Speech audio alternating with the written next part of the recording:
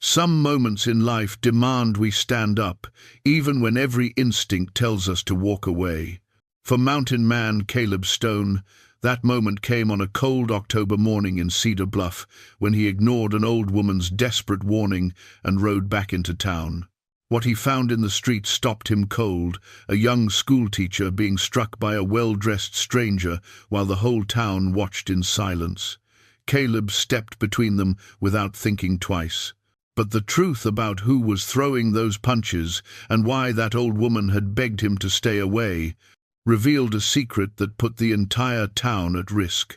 What could make good people stand by and do nothing while evil happened right before their eyes? Before we continue, tell us where you're tuning in from, and if this story touches you, make sure you're subscribed, because tomorrow I've saved something extra special for you.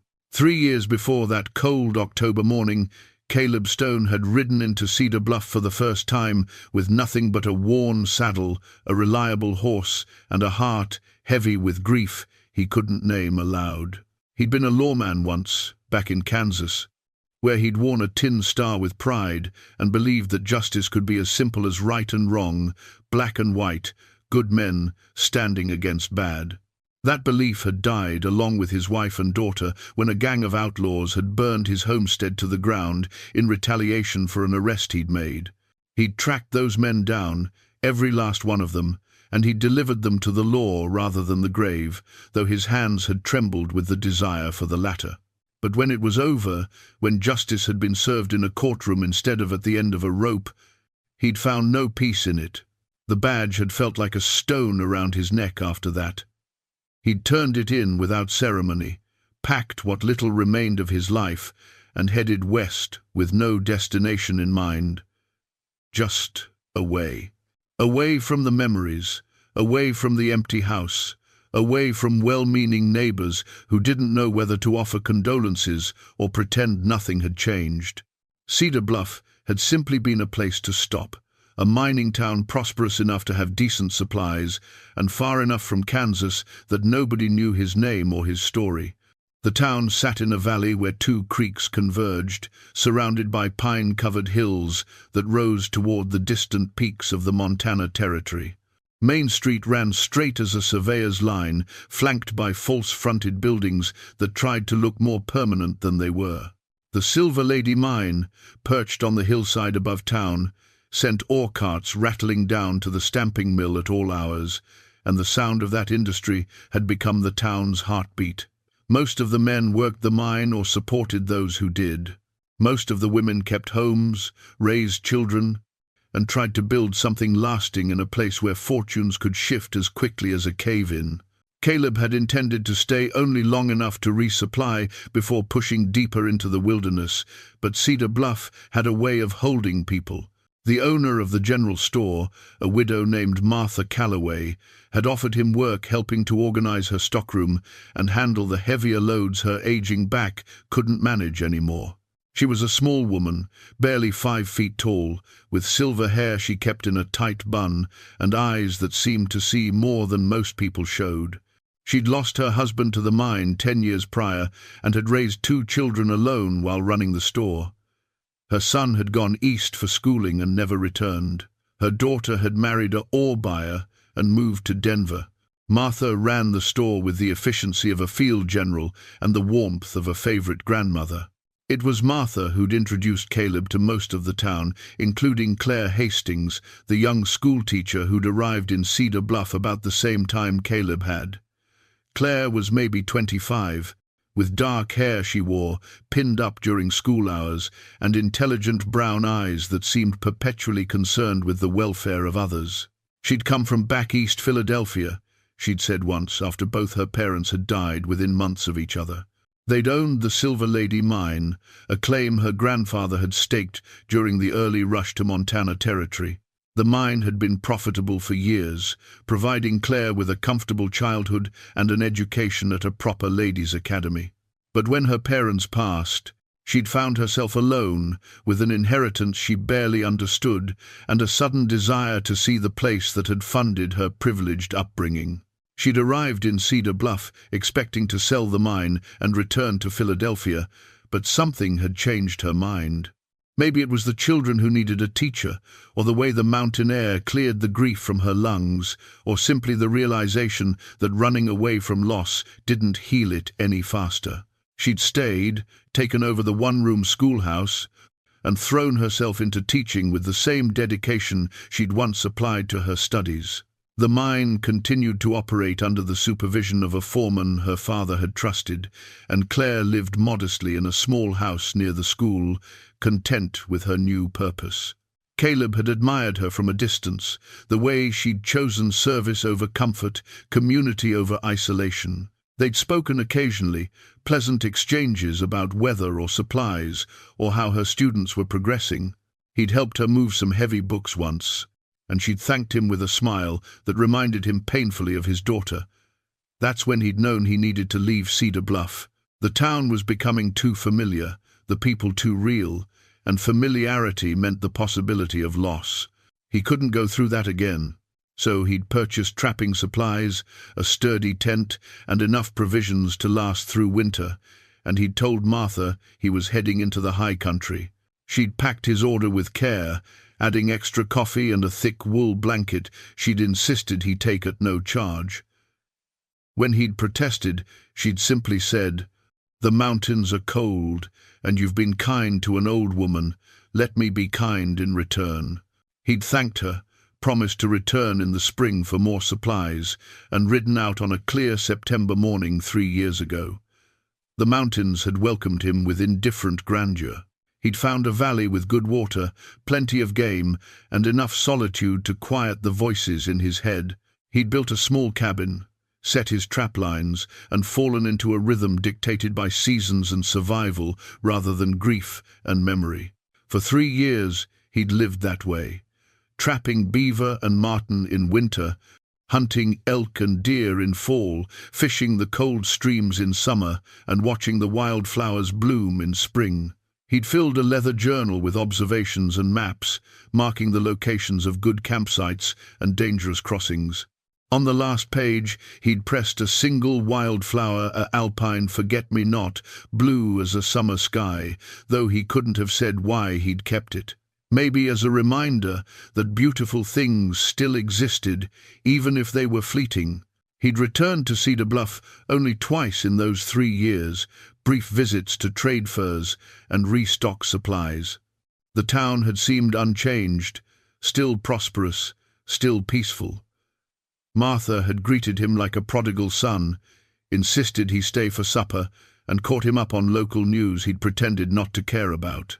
Claire was still teaching, still managing the mine, still unmarried despite the attentions of several eligible men. The mine was producing well.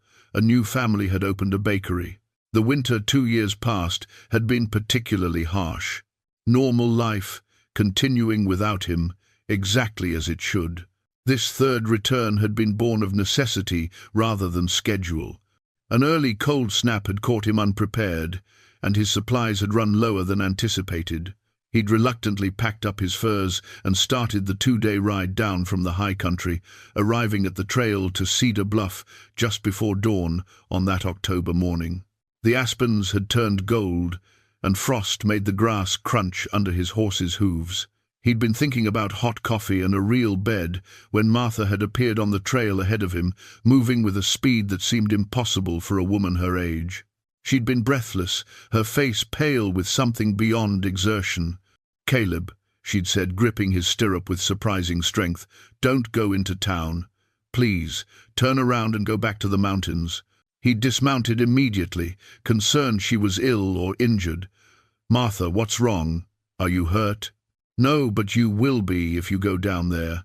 There's trouble in Cedar Bluff, bad trouble, and you're the kind of man who won't be able to walk away from it. I know you, Caleb Stone. You'll try to help, and it'll get you killed. Please, just this once, don't be a hero. Go back to your mountains where it's safe." He'd asked her what kind of trouble, but she'd only shaken her head, tears in her eyes. He'd promised to be careful, assured her he just needed supplies and would be on his way, but she'd known better. She'd gripped his hand one more time, her fingers cold despite the work gloves she wore, and then she'd hurried back toward town, leaving him alone on the trail with a warning he didn't fully understand. He should have listened. God knows he should have turned his horse around and gone back to the safety of indifference. But the concern in Martha's eyes had planted a seed of worry he couldn't ignore, and besides, he needed those supplies. Winter was coming, whether he was prepared or not. So he'd continued down the trail as the sun broke over the eastern peaks, painting the valley in shades of gold and shadow.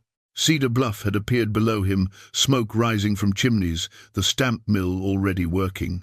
Everything looked normal, peaceful, exactly as it should be. That's when he'd ridden onto Main Street and discovered that normal was sometimes just a mask for horror, and peace could shatter as easily as Claire Hastings's spectacles hitting the dusty ground.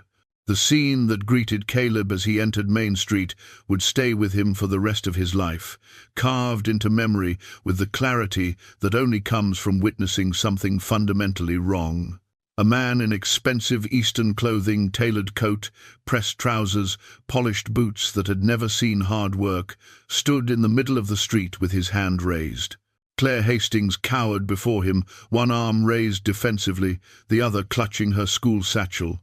Her spectacles hung crooked on her face, and even from a distance, Caleb could see the red mark blooming on her cheek. What struck him most wasn't the violence itself, though that was terrible enough. It was the audience. At least 24 people lined the boardwalks on either side of the street, watching with the frozen stillness of deer who'd caught a predator's scent. Shopkeepers stood in their doorways, women clutched their children close. Men who should have intervened instead studied their boots or the sky or anything except the woman being brutalized in broad daylight. The silence was absolute except for Claire's ragged breathing and the well-dressed man's calm, measured voice. "You will sign the papers, sister dear," the man was saying, his tone conversational despite the violence. "Today, tomorrow, or next week, it makes no difference to me. But you will sign them. Every day you delay only makes this more difficult for both of us." Caleb didn't remember dismounting. One moment he was in the saddle, the next his boots hit the dirt, and he was striding toward them with the kind of purposeful calm that had once made hardened criminals think twice. The well-dressed man noticed him first, his hand still raised, and something like amusement crossed his face.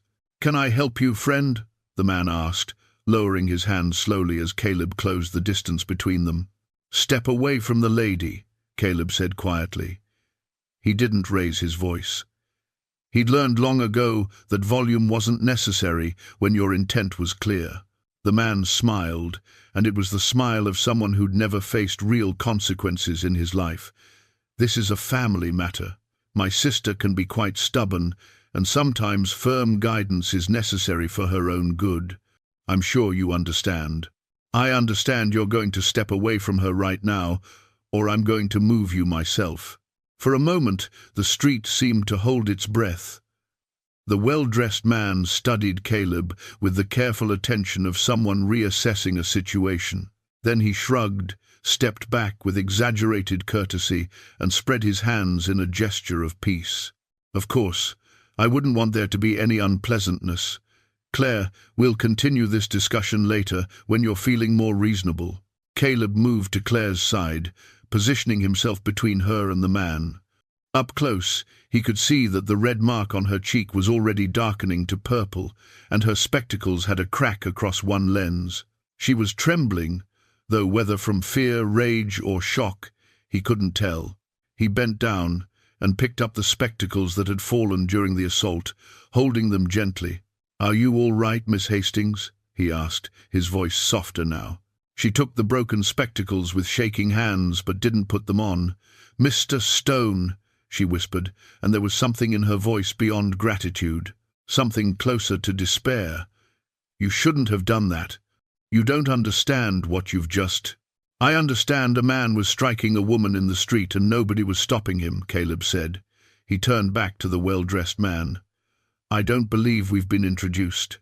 The man's smile widened. "Marcus Hastings, Claire's elder brother. And You are? Caleb Stone. Ah, yes, the hermit trapper. I've heard of you. My sister mentioned you'd helped her once with some heavy lifting. Marcus's tone made the innocent phrase sound vaguely improper. I appreciate your concern for her welfare, truly, but as I said, this is a family matter. Siblings quarrel sometimes. I'm sure you understand. I understand that what I saw wasn't a quarrel. Marcus's expression hardened slightly, the pleasant mask slipping just enough to show something colder underneath. What you saw was a private discussion that got momentarily heated. Claire has been under considerable stress managing our late parents' estate. Sometimes emotions run high. I've already apologized to her, and we were about to go get some coffee and discuss things more calmly. Weren't we, Claire? Claire said nothing. She stared at the ground, still trembling. I don't think the lady wants to go anywhere with you, Caleb said. With all due respect, Mr. Stone, what the lady wants isn't really your concern. The steel in Marcus's voice was unmistakable now. You're new to the complexities of our situation. Cedar Bluff is a small town with established relationships and understandings. I'd hate for you to insert yourself into matters you don't fully comprehend and find yourself on the wrong side of local affairs. It was a threat, veiled but clear. Caleb had heard enough threats in his time to recognize the breed. He glanced around the street, noting the faces still watching from the boardwalks. No one met his eyes. No one moved to help. Even the town sheriff, a paunchy man named Ridley, who Caleb had met on previous visits, stood in front of the jail watching the scene with his arms crossed, making no move to intervene. "Sheriff," Caleb called out, "you planning to do something about this?" Sheriff Ridley shifted his weight uncomfortably. Like Mr. Hastings said, it's a family matter. Not really my jurisdiction unless Miss Hastings wants to press charges. He looked at Claire with something that might have been sympathy or might have been a warning. You want to press charges, Miss Hastings? Claire's silence was answer enough. Marcus clapped his hands together once, the sound sharp in the quiet street. You see? No harm done, just a misunderstanding between siblings. Now, if you'll excuse us, Mr. Stone, my sister and I have business to discuss. He reached for Claire's arm. Caleb's hand shot out and caught Marcus's wrist before he could make contact. The grip wasn't violent, but it was firm, and it stopped Marcus cold. She's not going anywhere with you, Caleb said quietly. For the first time, real anger flashed across Marcus's face. You're making a serious mistake. Won't be my first. They stood like that for a long moment. Caleb's hand wrapped around Marcus's wrist, Marcus's face reddening with barely controlled fury, and Claire trembling between them like a leaf in a storm. Then Marcus jerked his arm free and stepped back, smoothing his coat with deliberate movements. Very well, Marcus said, his voice tight. Claire, when you're ready to discuss this rationally, you know where to find me. As for you, Mr. Stone, he paused, letting the threat hang unspoken. Cedar Bluff is a small town. People who make themselves problems for the community tend to find that the community stops being quite so welcoming. I'd think carefully about whether whatever misguided sense of chivalry you're feeling is worth the consequences. With that, he turned and walked away, his expensive boots raising small puffs of dust with each step.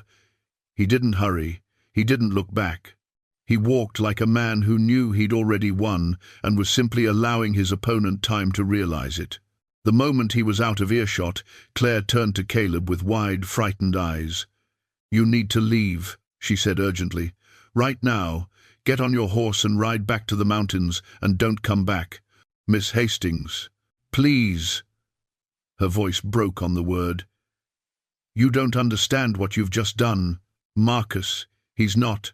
She glanced around at the watching faces and lowered her voice to barely a whisper. Please, Mr. Stone, if you value your life, leave Cedar Bluff today and don't come back. It was almost word for word what Martha had said on the trail. 2 warnings in one morning from 2 women he trusted. A smarter man might have listened, a more cautious man certainly would have. But Caleb Stone had spent 3 years running from involvement, from connection, from anything that might require him to care about another person's welfare. 3 years of telling himself that solitude was safety, that distance was wisdom. Looking at Claire Hastings with her broken spectacles and bruised face, seeing the fear in her eyes that was directed not at her attacker, but at the possibility that Caleb might try to help her, something in him shifted. Maybe it was the memory of his own daughter, who would have been about Claire's age now if she'd lived. Maybe it was simply exhaustion with running. Maybe it was the realization that you couldn't outrun who you fundamentally were, and he was fundamentally a man who stepped between bullies and their victims, even when it cost him. "I need to get you somewhere safe," he said. "Where can we go that he won't follow?" Claire stared at him, tears welling in her eyes. "There is nowhere in Cedar Bluff that Marcus won't follow. He owns this town, the mine, the businesses, the law, all of it. That's what I'm trying to tell you. There's nowhere safe here anymore." "Then we'll make somewhere safe," Caleb said. He gently took her arm, guiding her toward his horse. "The schoolhouse. We can talk there, and you can tell me what's really going on."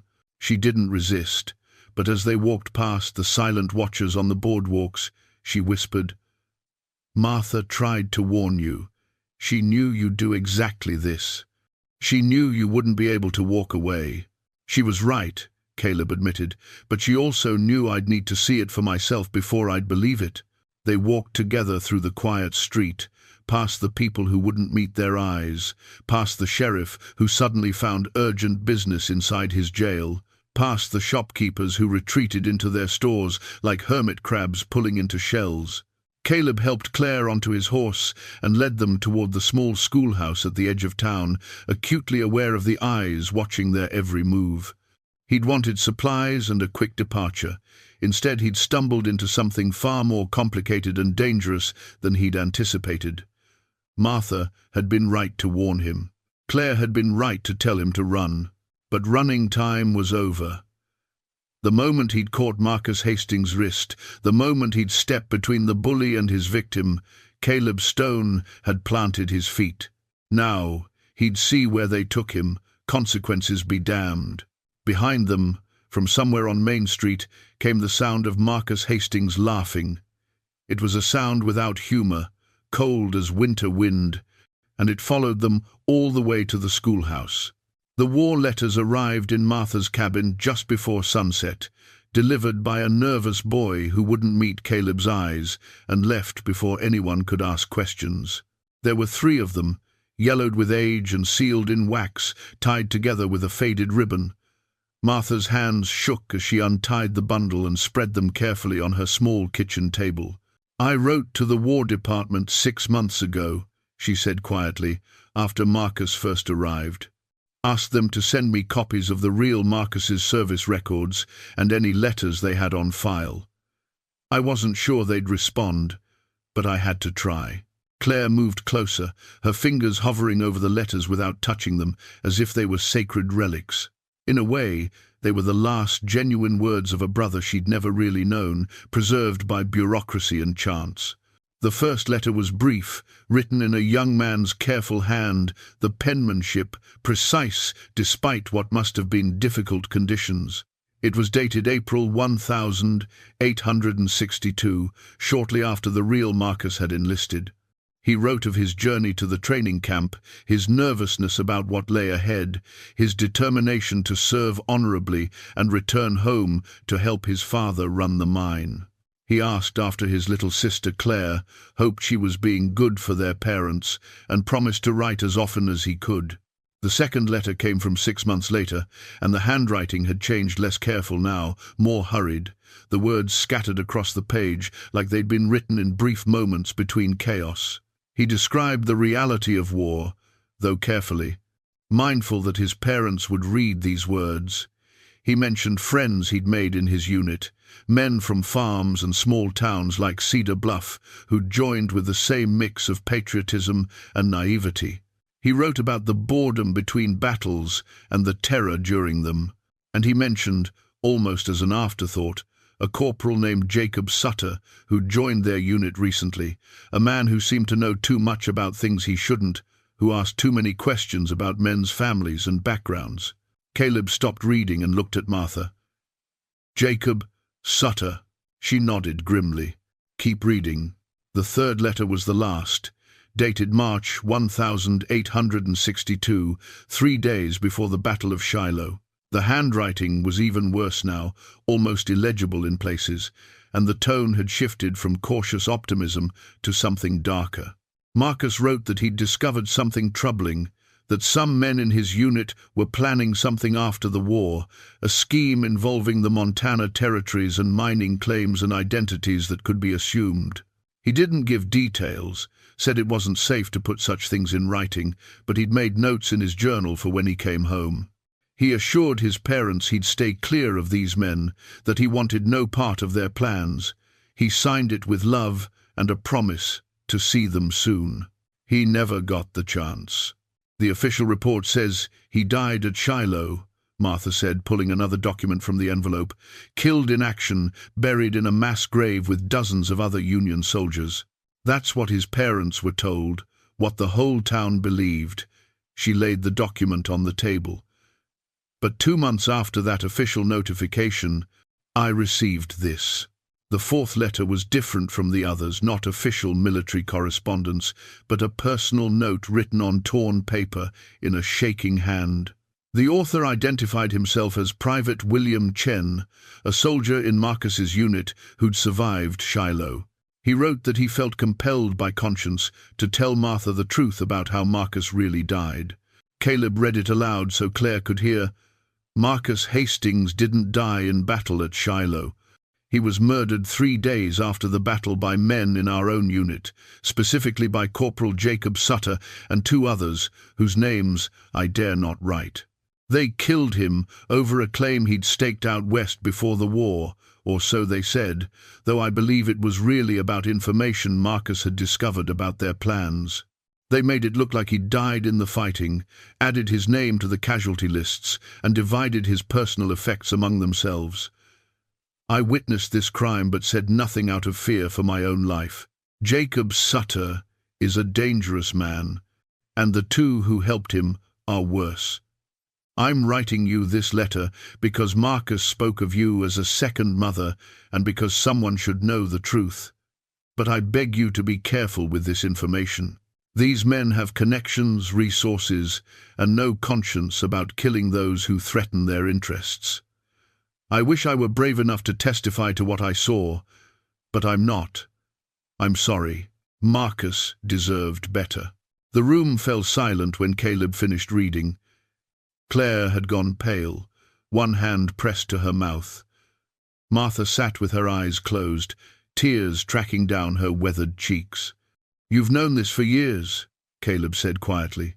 It wasn't an accusation, just a statement of fact. I've known that Marcus was murdered by men from his own unit, Martha confirmed. I didn't know their names until this moment, didn't know that one of them was Jacob Sutter, but I knew the official story was a lie. She opened her eyes and looked at Claire. I couldn't tell your parents. The truth would have destroyed them, and there was nothing to be done about it anyway. The war was still raging, communication was impossible, and even if I could have brought charges, who would have believed an old woman's letter against official military records? So you kept silent, Claire said, and there was no judgment in her voice, only sadness. I kept silent, Martha agreed. And I've lived with that silence for 15 years. When the man calling himself Marcus arrived in Cedar Bluff, I should have spoken up immediately. But I was afraid of being wrong, afraid of the consequences, afraid of digging up old grief that had finally started to heal. By the time I was certain he was an imposter, he'd already taken control of too much, and the cost of speaking up had become too high. Caleb studied the letters, his mind working through the implications.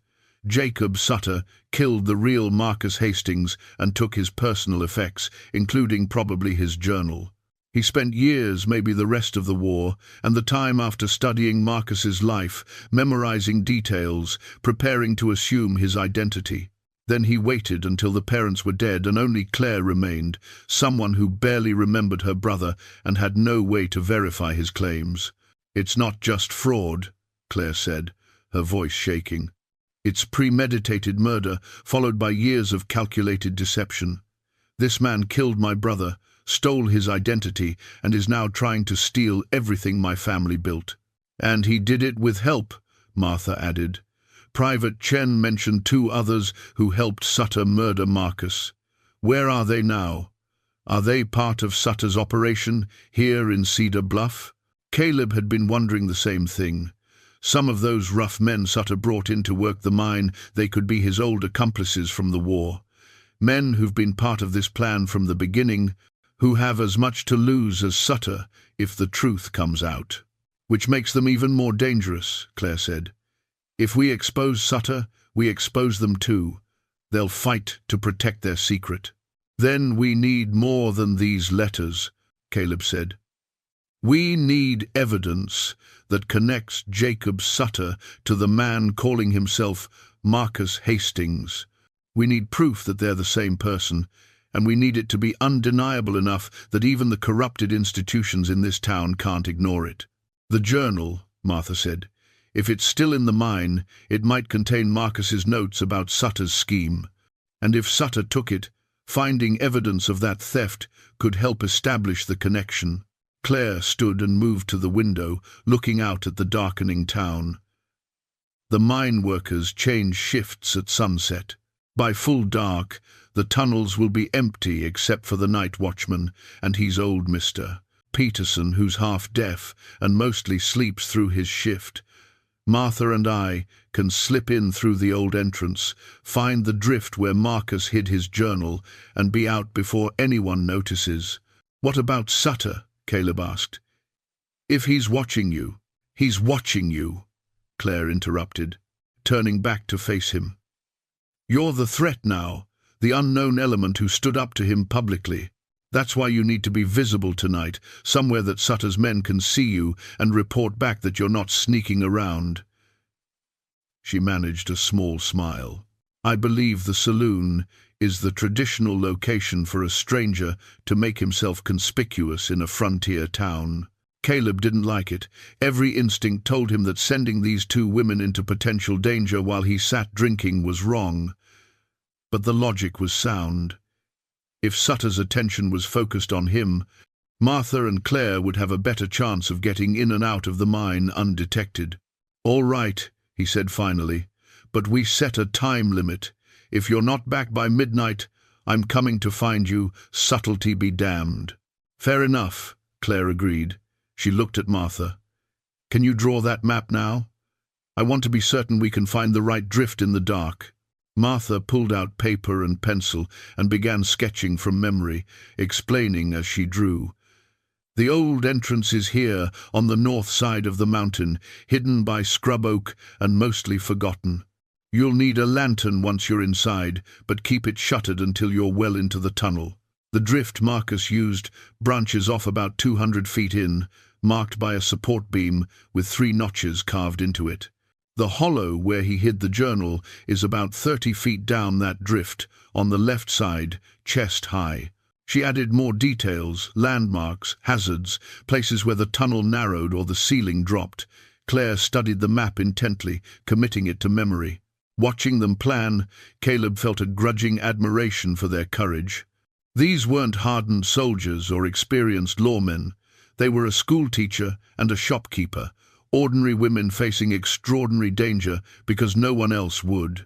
"There's one more thing," Martha said, pulling a small pistol from a drawer. "It was my husband's. I want you to take it, Claire." Claire hesitated. "I've never fired a gun." "Then pray you don't have to tonight. But if you're discovered in that mine by Sutter's men, talking won't save you. At least give yourself a chance to get away." Reluctantly, Claire took the pistol, checking it the way Caleb had taught citizens to handle firearms when he'd been a lawman, carefully, respectfully, with full awareness of what it represented. She tucked it into her coat pocket, and the weight of it seemed to settle something in her expression. They made their final preparations as true darkness fell over Cedar Bluff. Martha packed a small bag with rope, matches, and a shuttered lantern. Claire changed into darker clothing more suitable for moving through tunnels. Caleb checked his own weapons, a habit from his lawman days that had never left him. "Be careful," he told them as they prepared to leave separately. "If anything feels wrong, if you sense any danger at all, abandon the search and get out. The journal isn't worth your lives." "The journal might be the only thing that saves our lives," Claire replied, "and the lives of everyone else in this town who's living under Sutter's control." She met his eyes directly. "Thank you for staying, Mr. Stone. Thank you for being the one person who was willing to stand up when it mattered." They left Martha's cabin through different exits, moving into the night with the careful deliberation of people who understood the stakes. Caleb waited 10 minutes, then headed toward the saloon, making his presence known, drawing the attention of watchers, playing his part in a dangerous game where the rules kept changing and the cost of losing was measured in lives. As he pushed through the saloon doors into noise and lamplight and the curious stares of Sutter's men, he thought about the war letters and Private Chen's confession. How many other crimes were buried under official records and collective silence? How many other Jacob Sutters were out there, wearing stolen identities and living stolen lives? Tonight they'd start to uncover the truth. Tomorrow they'd figure out what to do with it. And somewhere in between, Caleb suspected, they'd discover whether courage was enough when facing a man who'd already killed to protect his secrets and wouldn't hesitate to kill again. The saloon was exactly what Caleb expected, a long wooden bar, polished smooth by years of elbows, tables scattered across a sawdust floor, oil lamps creating pockets of yellow light and deep shadow. The air smelled of whiskey, tobacco, and sweat. A piano player worked through a tired version of Camptown Races in the corner, and perhaps 24 men occupied the space with the casual ownership of regulars. Caleb felt their attention shift to him the moment he entered. Conversations didn't stop, but they changed pitch, became more watchful. He walked to the bar with the same deliberate calm he'd used, approaching Marcus Hastings that morning, making himself visible, making himself memorable. The bartender was a thick-necked man with scarred knuckles and the watchful eyes of someone who'd seen trouble in all its varieties. "What'll it be?" "Whiskey. The real stuff. Not the watered version you serve the miners." A flash of respect crossed the bartender's face. "That'll be 4 bits." Caleb laid the coins on the bar and accepted the glass, noting without seeming to the men who were paying particular attention to his presence. 2 at a corner table stopped pretending to play cards and watched him directly. Another near the piano nursed a beer while his eyes tracked Caleb's every movement. These would be Sutter's watchers, the men assigned to report on the stranger who'd interfered that morning. "You're new in town," the bartender said. It wasn't a question, just passing through. "Or I was. Seems I might stay a bit longer." "That right?" The bartender wiped down the bar with a rag that had seen better days. "Most folks passing through Cedar Bluff don't stay unless they're looking for work in the mine." "You, a miner?" "Trapper mostly. But I've done other work when the need arose." "What kind of other work?" Caleb met his eyes directly. "The kind where a badge was involved." The bartender's hand stilled on the rag. "You law. Was. Long time ago, different territory. These days I prefer the company of animals to people, generally find them more honest." A harsh laugh came from one of the men at the corner table. "You picked a hell of a place to find honesty, mister. Cedar Bluff ain't what it used to be." Caleb turned to face the speaker, a lean man with a knife scar running from his eye to his jaw. "How's that?" "New management," the man said. "Town's under new ownership, you might say. Rules have changed. Folks who don't adapt tend to find themselves on the wrong side of fortune." "Sounds like you're speaking from experience." "I'm speaking from observation. My name's Dutch Keller. I run freight between here and Butte. Been doing it for 8 years, and I've watched this town transform from a place where a man could speak his mind to a place where silence is the price of staying in business." He took a long drink from his beer. But that's just the opinion of an old freight hauler. Don't mean nothing to a stranger just passing through. Caleb heard the subtext clearly. Dutch was one of the few men in town willing to speak critically of Sutter, even obliquely, which meant he might be an ally or might be testing Caleb's loyalties. Either way, the conversation was being carefully observed by Sutter's men. "I met the new management this morning," Caleb said. "Didn't much care for his methods." The room went quieter. Even the piano player seemed to miss a beat. "That so?" Dutch said carefully. "Well, you're either brave or foolish, and I haven't figured out which yet. Most men who cross Marcus Hastings don't stay healthy long enough for it to matter." One of Sutter's watchers stood up from the corner table, a heavy-set man with a bull neck and hands the size of hams. "Maybe you should mind your own business, Dutch. And maybe the stranger should learn when to keep his mouth shut about matters that don't concern him." Caleb turned to face the man, his whiskey still untouched on the bar. "I'm a firm believer in minding my own business, but when I see a woman being beaten in the street while good men stand by and do nothing, I consider it my business to intervene. Call it a character flaw." The heavy-set man took a step closer. "That woman is Marcus Hastings' sister. What happens between family ain't your concern." "Strange definition of family you've got," Caleb observed. "Where I come from, brothers protect their sisters. They don't leave bruises on them. Where you come from doesn't matter a damn here in Cedar Bluff. This is Marcus Hastings' town now, and what he says goes. You'd do well to remember that, before you find yourself in more trouble than you can handle." Caleb studied the man with the patient assessment of someone who'd faced down plenty of bullies in his time. Big, strong, used to intimidating people through size alone. Probably not much of a fighter when faced with someone who wouldn't back down. "I'll keep that in mind," Caleb said evenly. "Now, unless you're planning to do something besides stand there and make threats, I'd like to finish my drink in peace." For a moment it hung in the balance. The heavy-set man clearly wanted to escalate, wanted to establish dominance, but something in Caleb's calm demeanor made him hesitate. Finally, he spat on the sawdust floor and returned to his table, muttering something to his companion that Caleb couldn't hear but could easily imagine. Dutch Keller raised his beer in a subtle salute. "Like I said, brave or foolish. Time will tell which." Caleb returned to his whiskey, acutely aware that he'd accomplished his goal. Sutter's men knew he was here, had watched him antagonize their employer's authority, and would report every word back, which meant Sutter's attention would be focused on Caleb, not on two women slipping into an abandoned mine tunnel on the far side of town. He nursed his whiskey slowly, making himself conspicuous without being aggressive about it. Other patrons came and went. The piano player switched to Lorena, and a few men sang along with varying degrees of accuracy. The bartender served drinks and collected money and kept his thoughts to himself. And Caleb waited, watching the clock behind the bar tick toward midnight, hoping that Martha and Claire were finding what they needed and getting out safely. At 11:30, Deputy Tom walked into the saloon. He was young, maybe 25, with an earnest face and eyes that hadn't yet learned to hide what he was thinking. He wore his badge like it meant something, like he still believed in the ideals it represented. When he spotted Caleb at the bar, he hesitated, then walked over with the careful deliberation of someone who'd been sent on an errand he didn't quite agree with. "Mr. Stone," he said quietly, "I need you to come with me." "What's the charge?"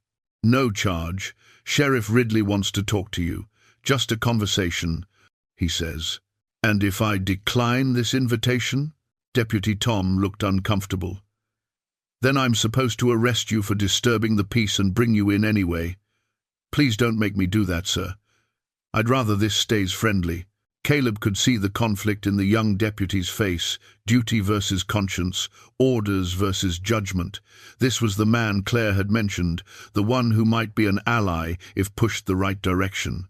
But right now, he was still following the sheriff's commands, still part of the corrupted system, even if his heart wasn't fully in it. "All right," Caleb said, setting down his empty glass. "Let's go have this conversation." As they walked out of the saloon together, Caleb checked the clock one more time. 11:40. Martha and Claire should be finishing up at the mine, making their way back to safety. He just needed to keep the sheriff occupied for 20 minutes, keep the attention away from what really mattered. The night air was cold after the warmth of the saloon. Cedar Bluff's main street lay quiet under a half-moon, most businesses closed, most residents behind locked doors. Deputy Tom walked beside Caleb without speaking, his hand resting on his gun belt, more from habit than threat. "You seem like a decent man," Caleb said as they approached the sheriff's office. "How'd you end up working for someone like Ridley?" Tom glanced at him, surprised by the directness. "Sheriff Ridley wasn't always like this. When I took the job 2 years ago, he was fair, honest, did his duty. But then Marcus Hastings arrived, and things changed. The sheriff changed. Money changes most men. It's not just the money, it's fear. Hastings has a way of making people understand what'll happen to them if they don't cooperate. The sheriff has a wife, 3 daughters. When a man threatens everything you love, you make compromises you never thought you'd make." "And you?" Caleb asked. "What's keeping you in line?" "My mother. She's sick, needs medicine we can't afford on what the town pays a deputy.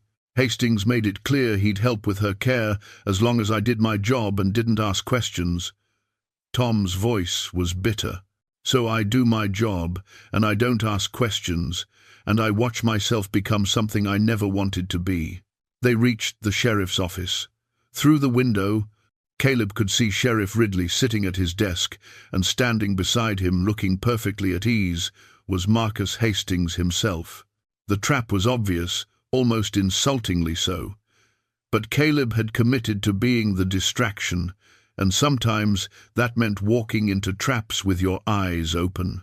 "After you," he said to Deputy Tom, and followed him inside to whatever waited. Sheriff Ridley didn't stand when Caleb entered. Marcus Hastings, however, turned from the window where he'd been standing and offered a smile that held no warmth whatsoever. "Mr. Stone, thank you for joining us." I hope Tom didn't have to be too persuasive. "He was polite enough," Caleb said, "though I'm curious what requires a conversation at this hour." "Community relations," Marcus said smoothly. "You see, Cedar Bluff is a small town. We rely on cooperation, mutual understanding, respect for established order. This morning you made quite an impression on our citizens. Interfering in what I explained was a private family matter. Then tonight you spent several hours in the saloon making inflammatory comments about me and the current management of this town's affairs. I spent several hours drinking whiskey and minding my own business until one of your men decided to make it his business to threaten me." "Perceptions differ," Marcus said with a shrug. "The point is, you're creating tension in a community that values peace and stability. Sheriff Ridley and I thought it might be helpful to clarify the situation. Make sure you understand the consequences of continued interference." "What consequences would those be?" Sheriff Ridley finally spoke, his voice tired and flat. "Mr. Stone, I don't want trouble in my town. You seem like a reasonable man who's made some unreasonable choices today. Mr. Hastings is willing to overlook your behavior if you agree to leave Cedar Bluff tomorrow morning and not return. And if I prefer to stay, then things get complicated," Marcus said. "You're a stranger here with no property, no business, no legitimate reason to remain. The sheriff could charge you with vagrancy, disturbing the peace. Assault. That little incident this morning where you grabbed my wrist could certainly be construed as assault. You'd spend a few weeks in our jail while waiting for the circuit judge to arrive. By the time you were released, assuming you were released, winter would have set in and the mountain passes would be closed. You'd be stuck here until spring, unwelcome and under constant supervision." It was a neat trap, using the law itself as a weapon. Caleb had seen it done before, had been on the other side of it when he'd worn a badge, using legal technicalities to contain threats without resorting to outright violence. It was cleaner that way, harder to challenge, especially in a town where the sheriff and the judge were compromised. "Or," Marcus continued, "you take the generous offer being presented. Leave tomorrow with enough supplies for your journey, courtesy of the town, and everyone forgets this unfortunate misunderstanding. You return to your mountains, we return to our business, and no one gets hurt." Caleb studied both men, reading the dynamics. Ridley was uncomfortable, following orders he didn't like, but lacked the courage to refuse. Marcus was confident, assured of his control, seeing Caleb as a minor inconvenience to be managed rather than a genuine threat. Neither of them seemed concerned about what Caleb might do or say in response, which meant they didn't know about the mine. If Marcus had discovered Martha and Claire searching the old drift tunnel, if he'd caught them retrieving evidence against him, Caleb would already be facing something more serious than veiled threats and legal maneuvering. The fact that this conversation was happening at all meant the women had either succeeded without detection or hadn't been discovered yet. Caleb needed to keep it that way. He needed to give them time to get clear, to get whatever they'd found to safety, which meant playing along, at least for now. "That's a generous offer," Caleb said carefully, "though I'm curious why you're so eager to be rid of me. If I'm just a stranger passing through, why does my presence matter enough to warrant this midnight conversation?" "Because you're not just passing through anymore," Marcus said. "The moment you positioned yourself as my sister's protector, you became involved in complex family affairs you don't understand. Claire has been under considerable stress since our parents died. She's had difficulty managing the mine, accepting the changes that needed to be made. Sometimes her judgment is questionable. I wouldn't want her to develop any unrealistic expectations about rescue or support from outsiders who don't know the full situation." "Meaning?" "Meaning that whatever impression you've formed of me based on one unfortunate incident, you're missing crucial context. Claire and I have a complicated relationship, as siblings often do, especially when inheritance and business are involved. But we're family, and family matters should remain private. Your continued presence only complicates an already delicate situation." Before Caleb could respond, the door to the sheriff's office burst open. A young man in mining clothes, covered in dust and breathing hard, stood in the doorway. "Mr. Hastings," he gasped, "you need to come to the mine. Right now, there's been an incident." Marcus's expression shifted from controlled confidence to something sharper. "What kind of incident?" "A cave-in in one of the old drifts. The night watchman heard the collapse and went to investigate. He found—" The young man glanced at Caleb, uncertain how much to say in front of a stranger. "He found what?" Marcus demanded. "Two women, sir, trapped in the drift. One of them is your sister." The room went silent. Caleb felt his blood turn to ice. Claire and Martha, trapped underground, caught in a collapse. Every instinct screamed at him to run for the mine immediately, but he forced himself to remain still, to show nothing beyond mild curiosity. Marcus's face had gone pale beneath its tan. "Is she alive?" "We don't know, sir. The collapse blocked the tunnel. We can't reach them until we clear the debris, and that could take hours. Mr. Peterson sent me to fetch help." Marcus was already moving toward the door, his careful composure abandoned. "Get every available man to the mine. I want that drift cleared immediately. And send for Dr. Morrison." Sheriff Ridley stood as well, reaching for his coat. Deputy Tom looked stricken, clearly processing what this meant, and Caleb, watching them all react with varying degrees of genuine and performed concern, felt pieces clicking together in his mind. A collapse in an old drift tunnel that hadn't been active in years. A collapse that happened precisely when Claire and Martha were searching it. A night watchman who conveniently heard it and found them. It was too coincidental, too perfectly timed. This wasn't an accident, it was an ambush. Marcus paused at the door, looking back at Caleb. "I suppose you'll want to come along, given your protective instincts toward my sister." "I suppose I will," Caleb said evenly. "Then come. But understand that what happens at that mine, what we find when we reach those women, will determine what happens next in Cedar Bluff. If this is somehow connected to your arrival, if you put my sister in danger with your meddling, He left the threat unfinished, but the implication was clear. They rushed through the dark streets toward the mine, Marcus setting a brutal pace, the young messenger running ahead to gather more workers. Caleb's mind raced through possibilities and plans, trying to understand what had gone wrong. Had Claire and Martha been careless? Had the old tunnel been genuinely unstable? Or had Sutter somehow known they were coming and arranged the cave-in deliberately? The mine entrance was chaos when they arrived. Perhaps 20 men with lanterns and tools surrounded the main shaft, while others were directing equipment toward a smaller opening on the north side, the old entrance Martha had marked on her map. Mr.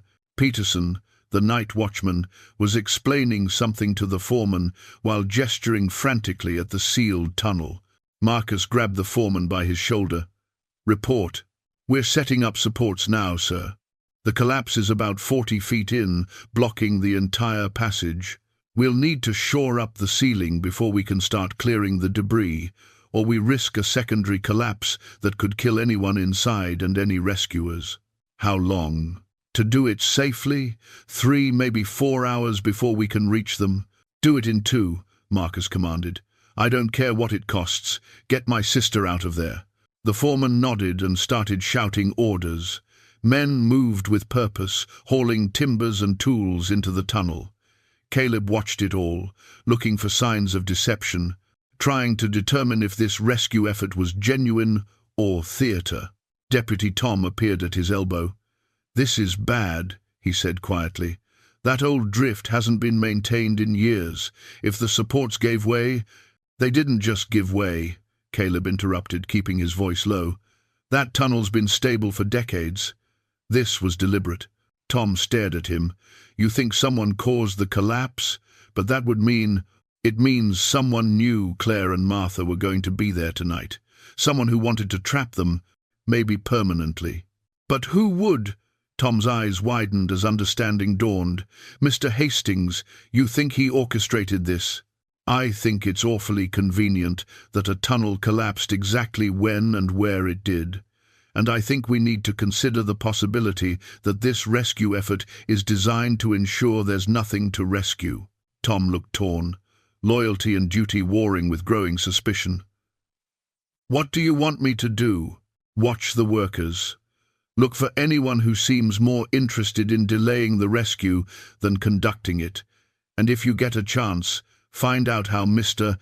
Peterson knew to check that particular drift tunnel tonight. Old watchmen don't usually patrol abandoned sections of a mine."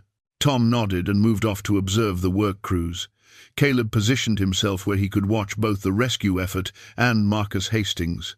Marcus stood near the tunnel entrance, his face tight with what could have been concern or could have been calculation. Every few minutes he'd demand an update from the foreman, push for faster progress, remind everyone that his sister's life hung in the balance. The performance, if that's what it was convincing. 2 hours passed with agonizing slowness. The workers made steady progress, shoring up the tunnel and carefully removing debris. Caleb watched men bring out buckets of rock and broken timber, saw them assess and reassess the stability of the ceiling, noted how they worked with the kind of cautious expertise that came from years of mining experience. Finally, the foreman emerged from the tunnel, his face grim. "We've reached the blockage. There's a small gap at the top, big enough to pass through one at a time. I'm going in first to assess what's on the other side." "I'm coming with you," Marcus said immediately. "And me," Caleb added. Marcus looked at him with something that might have been respect or might have been resignation. "Very well. But if what we find in there suggests you had any part in putting my sister in danger, then you'll have bigger concerns than making threats," Caleb finished. They followed the foreman into the tunnel, moving carefully along the newly reinforced passage. The air grew colder and staler as they descended. Their lanterns created pools of yellow light that made the shadows dance like living things. When they reached the gap in the debris, the foreman squeezed through first, then helped Marcus, then Caleb. On the other side, the drift opened into a small chamber. Their lanterns revealed the scene. Martha and Claire sitting against the far wall, alive but dusty, looking exhausted but unharmed. And between them, spread across the floor like accusations, were dozens of pages covered in handwriting, leather-bound books, and a bundle of letters tied with ribbon. Marcus Hastings stared at the evidence of his deception spread before him. Claire met his eyes without flinching, and in her hand, barely visible in the lantern light, was Martha's pistol. "Hello, Jacob," she said quietly, using his real name for the first time. "I believe we have some things to discuss about who you really are and what you've done." The trap, it turned out, had caught the wrong person entirely. For a long moment, nobody moved. The drift tunnel seemed to hold its breath, suspended between revelation and violence.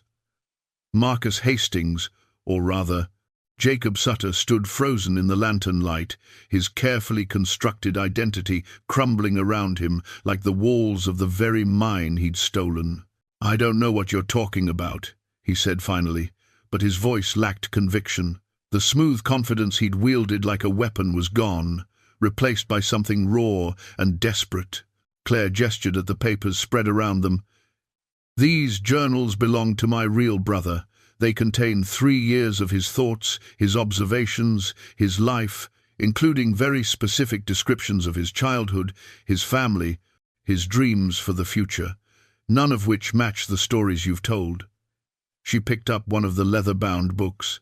He also kept detailed notes about something he discovered during the war, about a corporal named Jacob Sutter who planned to steal mining claims out west by assuming the identities of dead soldiers. "You can't prove." "We can prove everything," Martha interrupted, her voice stronger than her tired appearance suggested. "We have the war letters from the real Marcus describing your scheme. We have Private William Chen's testimony about how you murdered Marcus and took his effects. We have these journals that only the real Marcus could have written, hidden in a place only the real Marcus would have known about. And we have this." She held up a small tin box that had been concealed in the hollow where Marcus had hidden his journal. Inside were official documents, claim registrations, land deeds, all in the names of various dead soldiers, all in the same handwriting. "Your insurance policy," Martha continued. "The real reason you wanted this mine so badly. It wasn't just about the silver. The mineral rights extend for miles, covering claims that other families have worked for years, claims you planned to challenge using these forged documents once you had legal control of the Hastings property. You weren't just stealing one identity and one mine, you were planning to steal half the valley." Sutter's face had gone white. His hand moved toward his coat, where Caleb suspected a weapon waited, but the foreman behind them cleared his throat, a warning that they weren't alone, that violence would have witnesses. "The cave-in," Caleb said, understanding flooding through him. "You didn't cause it. You were as surprised as we were when the messenger arrived." "We caused it," Claire said with a small, tired smile. "Or rather, Martha did. We found the journal, found the evidence, and realized we needed time to examine it before bringing it out. We also knew that if we simply left with it, you'd have us stopped before we reached safety. So Martha set a small explosion powder from my father's old mining kit to seal the tunnel behind us while we documented everything. Mr. Peterson would have heard it and raised the alarm, just as we planned, bringing you and everyone else running while we made copies of the most important pages." Caleb couldn't help but admire the audacity of it. They'd turned Sutter's own methods against him, used his control of the town to create a situation where he had to mount a genuine rescue effort, all while they gathered the evidence that would destroy him. "You've been busy," Sutter said, his voice tight with barely controlled rage. "Very clever, but evidence only matters if someone's willing to hear it, and you have no authority here. The sheriff answers to me. The judge answers to me. Even if you walk out of this mine with all your papers and your accusations, who exactly do you think will listen?" "We will," said a voice from behind the foreman. Deputy Tom emerged from the gap in the debris, followed by Dutch Keller and 3 other men Caleb recognized from the saloon. They spread out in the small chamber, creating a presence that shifted the balance of power. "We heard everything," Tom continued, his hand resting on his gun. "Every word you just said. And before you claim we're part of some conspiracy, you should know that Dutch here brought witnesses, men who were in the saloon tonight when Mr. Stone kept your attention occupied. Men who are tired of living in fear and willing to testify about what they've seen and heard these past 6 months." Dutch stepped forward, his scarred face grim. "You made a mistake, Hastings or Sutter, or whatever your real name is. You thought controlling the money meant controlling the people. But some of us remember when Cedar Bluff was a place where men spoke their minds and looked each other in the eye. You've been bleeding this town dry while pretending to be its savior, and we're done pretending we don't see it." More men were squeezing through the gap now, miners and merchants and working men, whose faces Caleb had seen watching in silence that morning on Main Street. They filled the drift tunnel until it was crowded with witnesses, their lanterns creating a wall of light that illuminated every corner. Sutter looked around at the gathering crowd, calculation working behind his eyes. "You're making a serious mistake, all of you. I have resources you can't imagine. Connections that go beyond this town. Even if you somehow manage to bring charges against me, I'll be free before the ink dries on the arrest warrant." "Maybe," Caleb said, "but it won't matter, because once the truth is out, once these people know who you really are and what you've done, you'll never be safe here again. Your control was built on fear and ignorance. Take those away, and what do you have left?" "Enough," Sutter snarled. He made his move then, fast despite the confined space, his hand darting into his coat for the weapon Caleb had suspected. But Deputy Tom was faster, his own gun clearing leather and leveling at Sutter before the older man could complete his draw. "Don't," Tom said quietly. "Please don't make me shoot you. I've compromised enough of my integrity working for Sheriff Ridley. I'd rather not add killing a man to the list, even one who deserves it." Sutter froze, his hand still inside his coat. For a moment the drift tunnel balanced on the edge of violence, then slowly, carefully, Sutter removed his hand empty. "Smart choice," Dutch said. He moved forward and relieved Sutter of the derringer concealed in his coat, along with a knife strapped to his ankle and a small pistol in his boot. "Man carries this much hardware, he's expecting trouble." "I want a lawyer," Sutter said flatly.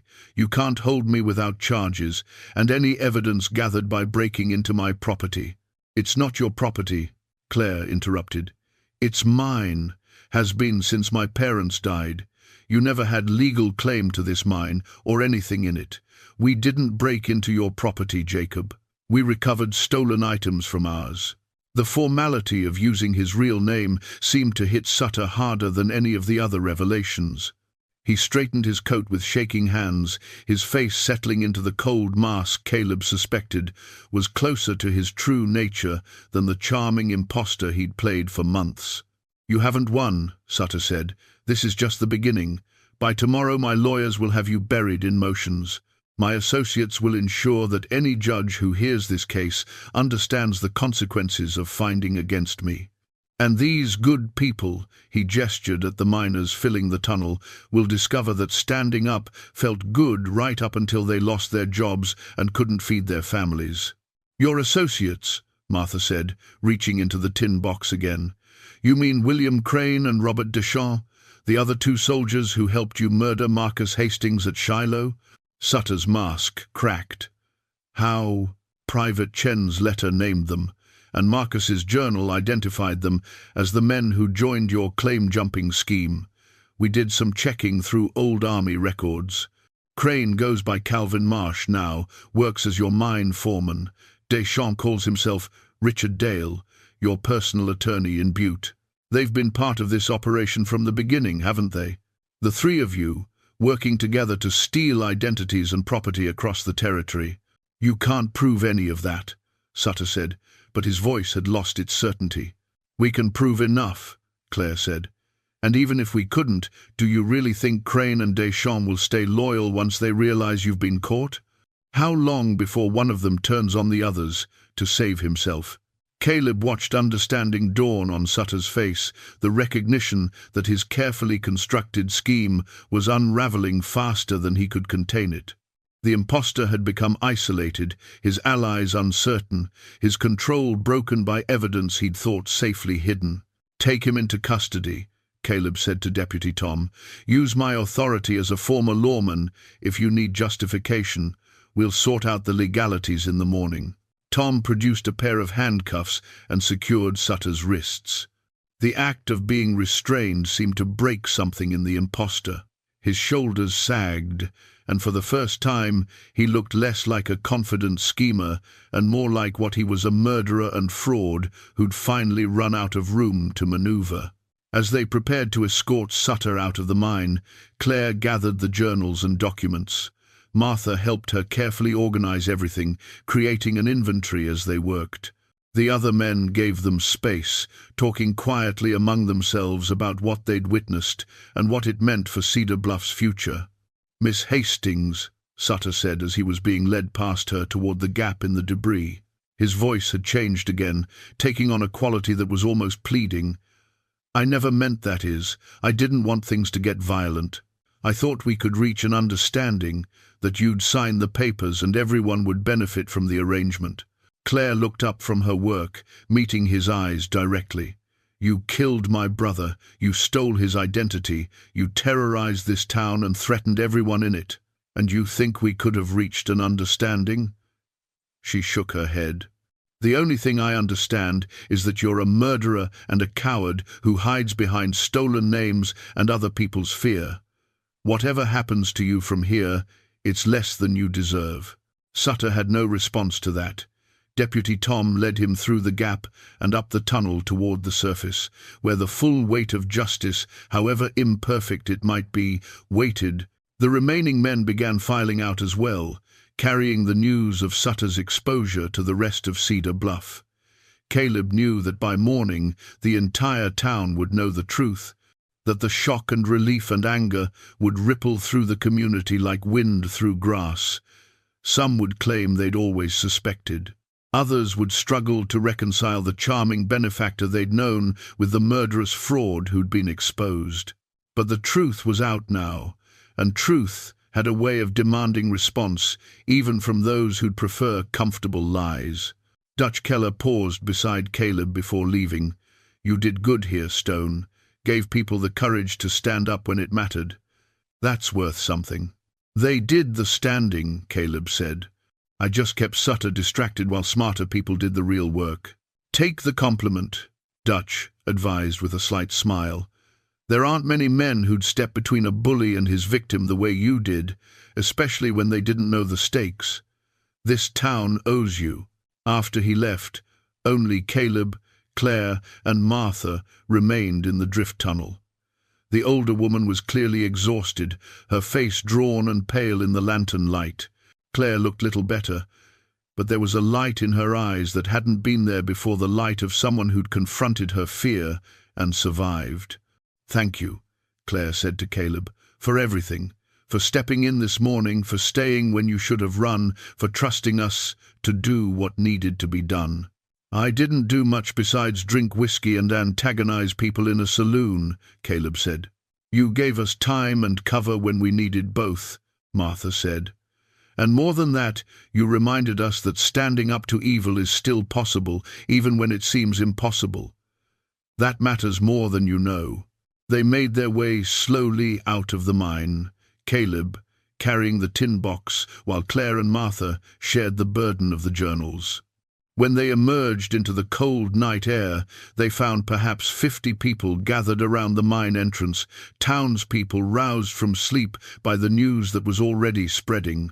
They parted silently to let Claire, Martha, and Caleb pass, and in their faces Caleb saw the whole spectrum of human response: relief, shame, anger, hope. Tomorrow would bring challenges none of them could fully anticipate. Legal battles, power struggles, the complex work of rebuilding trust in a community that had learned to survive through silence. But tonight, for the first time in 6 months, Cedar Bluff breathed free air. As they walked back toward town under a sky full of stars, Martha said quietly, "This isn't over, you know. Sutter's lawyers will fight. His associates will try to distance themselves or destroy evidence. It could take months to bring all of this to proper justice." "Then will take months," Claire said firmly. "However long it takes to see this through, we'll see it through. Together." Caleb thought about his cabin in the mountains, the solitude he'd sought for 3 years, the peace he'd thought he'd found in isolation. Then he looked at these 2 women who'd faced down a murderer with nothing but courage and determination, and he knew that some kinds of peace were worth more than safety. Together, he agreed, however long it takes. The wagon had barely cleared the edge of town when Sheriff Ridley finally emerged from his office. He looked like he'd aged 10 years overnight, his face haggard, his uniform disheveled. He stood on the steps, watching the dust from Tom's departure settle, then turned to face the small crowd that had gathered. "I suppose you all want my badge," he said quietly. No one answered immediately. The silence stretched uncomfortably until Father Bernard stepped forward. "What we want, Sheriff, is for you to explain how this happened. How a murderer and fraud took control of our town while you stood by and watched."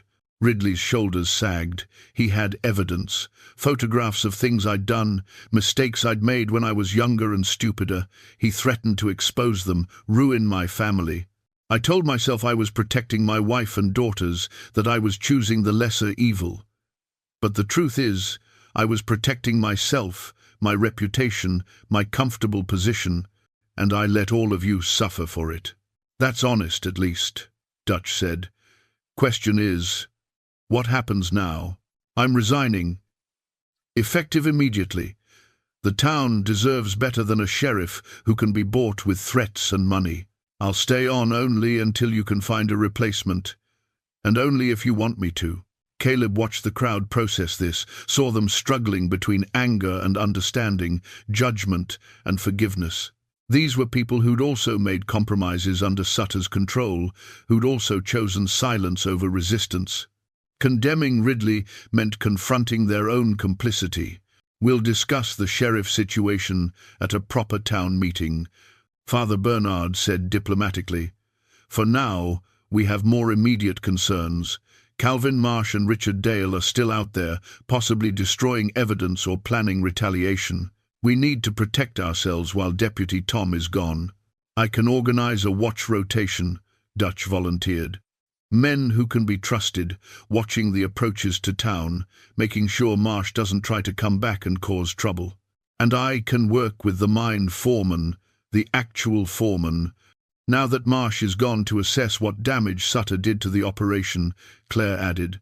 "We need to understand the full scope of his manipulation, figure out which contracts were legitimate and which were schemes to defraud people." The crowd began organizing itself, people taking on roles and responsibilities with the kind of purposeful energy that comes from reclaiming agency after months of helplessness. Caleb watched them with quiet satisfaction, seeing a community knitting itself back together. Martha touched his arm. "Walk with me." They made their way through the gathering groups, heading toward Martha's store. The morning sun had warmed the air enough to chase away the worst of the cold, and Cedar Bluff looked almost peaceful in the clear light. "You're thinking about leaving," Martha said. "It wasn't a question. My supplies are stocked. Winter's coming to the mountains. I should get back before the passes close." "You should. But you won't." Caleb smiled despite himself. "Why do you say that?" "Because I've watched you these past 2 days. You came here running from something: grief, guilt, responsibility, maybe all 3. But somewhere between stepping between Claire and that monster in the street and watching this town find its courage again, you stopped running. You remembered who you were before the tragedy, before the loss. You remembered that some things are worth fighting for, even when it costs you." They reached the store, and Martha unlocked the door but didn't go inside. Instead, she turned to face Caleb directly. "Claire is going to need help, not just with the mine, though God knows that's a mess that'll take months to untangle. She'll need help rebuilding trust in this town. establishing herself as a legitimate owner rather than Sutter's victim. She'll need someone who understands law and justice, who can't be intimidated or bought, who has the kind of presence that makes people think twice before trying anything foolish. "You want me to stay on as some kind of unofficial lawman," Caleb said. "I want you to consider that the mountains will still be there next spring, but this town needs you now. Claire needs you now. Not as a protector or a savior, but as someone who believes in the same things she does and has the skills to help make those beliefs reality." Caleb looked down Main Street, seeing it with new eyes. Yesterday, it had been a place he'd stumbled into by accident, someone else's problem that he'd been warned away from. Today, it felt different. The people here weren't strangers anymore. Their struggles weren't abstract. He'd invested himself in their future, and they'd invested their trust in him. "I'll stay through winter," he said finally. "Help get things stabilized, make sure Marsh and Dale don't cause problems.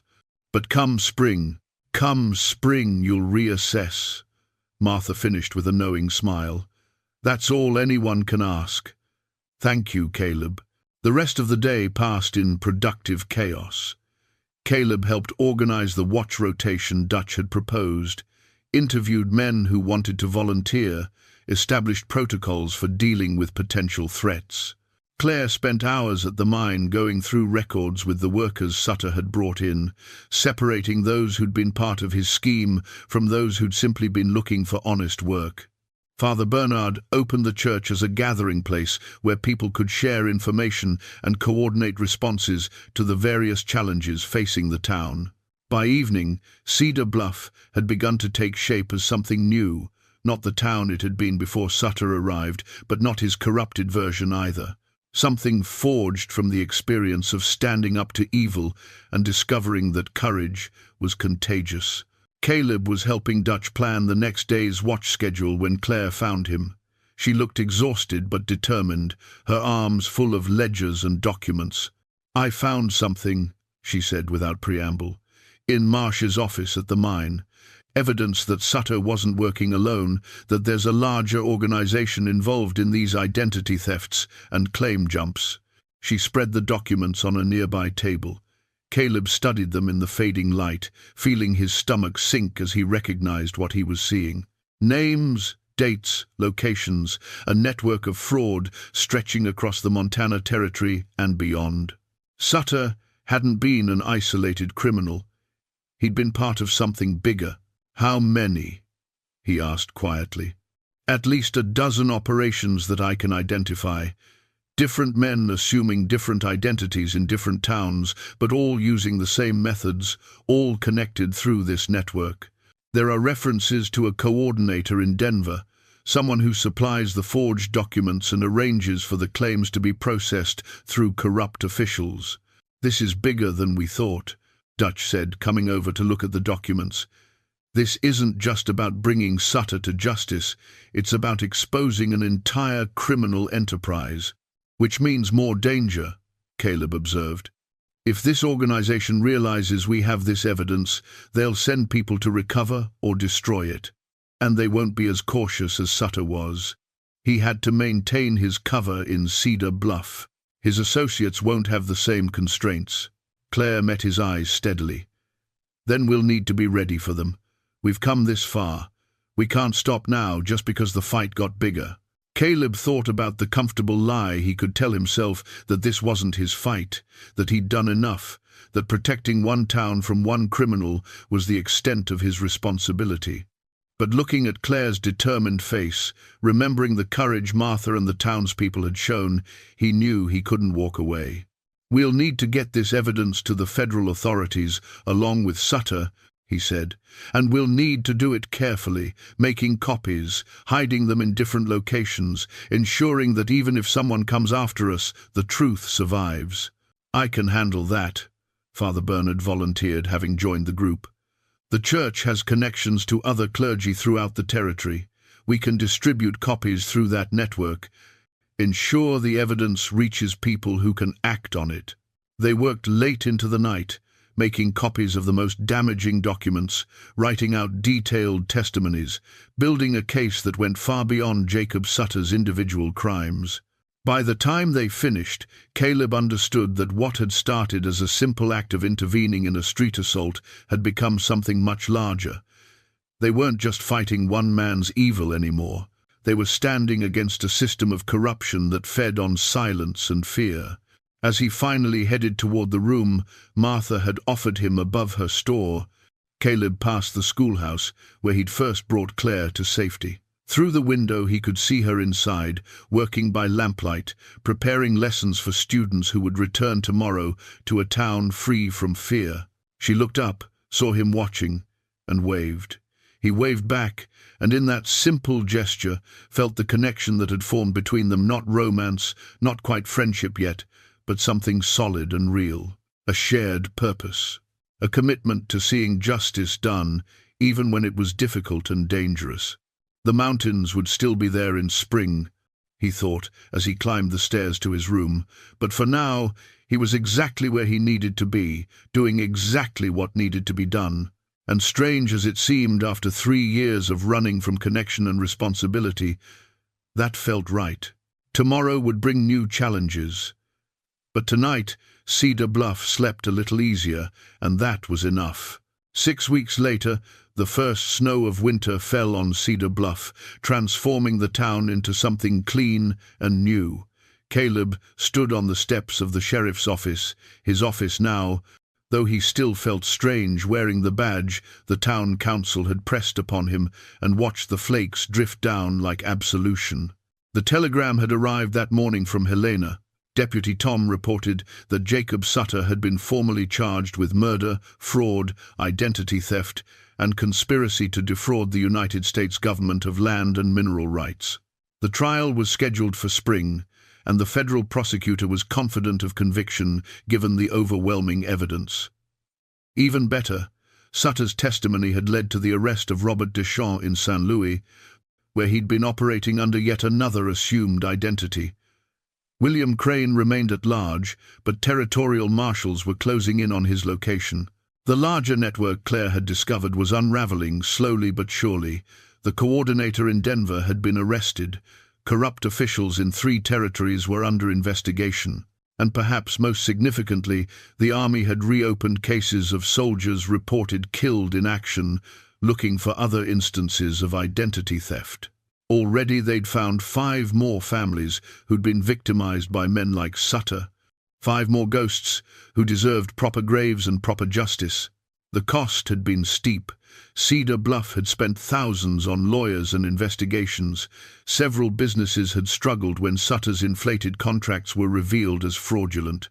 The mine had temporarily shut down for a complete audit, putting dozens of men out of work during the transition. But the town had endured because the people had chosen truth over comfort, justice over convenience. Claire emerged from the schoolhouse across the street, her students trailing behind her like ducklings, their laughter bright in the cold air. She'd fully assumed ownership of the mine now, with Martha serving as her advisor and a new foreman vetted thoroughly managing daily operations. She'd also kept teaching, refusing to give up the work that gave her purpose, even as she learned to manage the business that had nearly destroyed her. She saw Caleb watching and waved, then sent her students home and crossed the street to join him. "Another letter from Tom," Caleb said, holding up the telegram. "Sutter's trial is set for April. They want us to testify."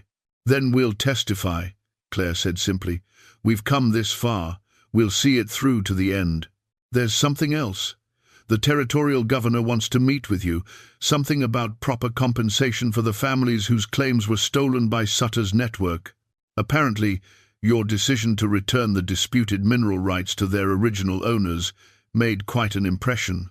Claire had done that 2 weeks ago, after discovering that 5 of the claims Sutter had planned to challenge actually belonged to families who'd been working them legally for years. She'd returned the rights without compensation, choosing principle over profit, and the gesture had resonated throughout the territory. "It was the right thing to do," she said. "Marcus would have done the same. Actually, according to his journal, he was planning to do exactly that before he was killed. I was just finishing what he started." They stood together in comfortable silence, watching the snow accumulate on the street. Over the past 6 weeks, they developed an easy partnership. Caleb handling security and legal matters, Claire managing the economic recovery, both of them working to restore trust and normalcy to a town that had been held hostage by fear.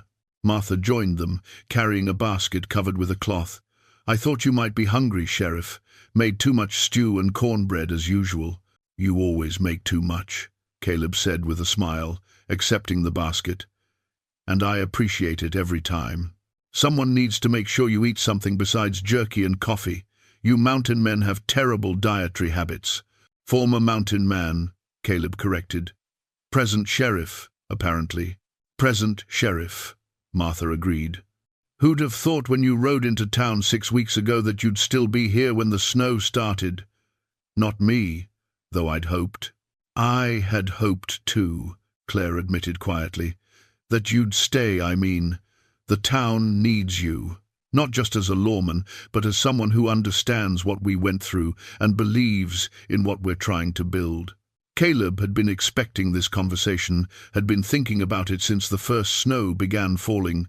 His cabin in the mountains was buried now, unreachable until spring thaw. But even if the passes were open, he knew he wouldn't leave. Something fundamental had shifted in him during these weeks, a recognition that isolation wasn't peace, that running from connection only delayed healing, never completed it. "I'm staying," he said. "Not just through winter, but longer.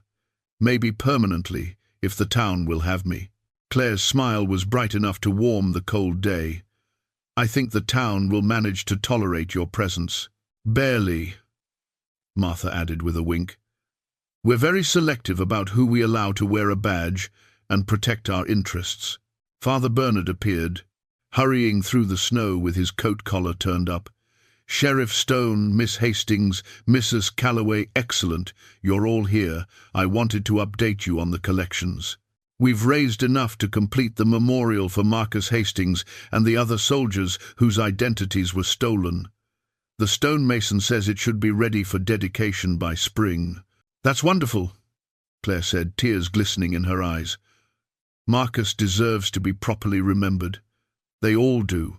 And there's one more thing," Father Bernard continued. "The territorial newspaper wants to write a story about Cedar Bluff, about how we stood up to corruption and chose justice. They're calling it an example for other communities facing similar threats. The reporter arrives next week to interview people."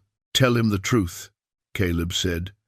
"That good people found their courage when they'd forgotten they had it. That standing up to evil is difficult but possible. And that communities are stronger than any individual criminal, no matter how powerful he seems." The afternoon wore on with its small tasks and quiet victories. Caleb made his rounds, checking on the watch rotation, visiting the mine to ensure security was maintained, stopping by businesses to hear concerns and offer reassurance. Everywhere he went, people greeted him with respect and genuine warmth. He was no longer the stranger who'd interfered in matters that didn't concern him. He was their sheriff, their protector, their reminder that justice was still possible. As evening fell and lamps began glowing in windows throughout Cedar Bluff, Caleb found himself back at the schoolhouse. Claire was inside, correcting papers by lamplight, her face peaceful in concentration. He knocked gently, and she looked up with a smile that made something in his chest tighten. "Come in, I'm just finishing up." He entered, closed the door against the cold, and sat at one of the student desks. "I wanted to thank you." "For what?" "For not listening when I told you to give up. For having the courage to face Sutter when everyone else had given in to fear. For showing me that running from grief doesn't heal it, but standing for something can." Claire set down her pen and met his eyes. "I should thank you for the same things. You gave me hope when I'd almost forgotten what it felt like. You stood beside me when standing was dangerous.